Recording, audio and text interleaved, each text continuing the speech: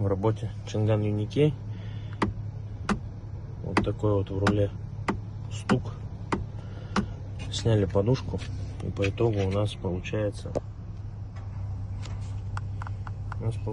то, что руль, короче, не прикрученный. Видео не передает, но покажу вам вот этот хруст.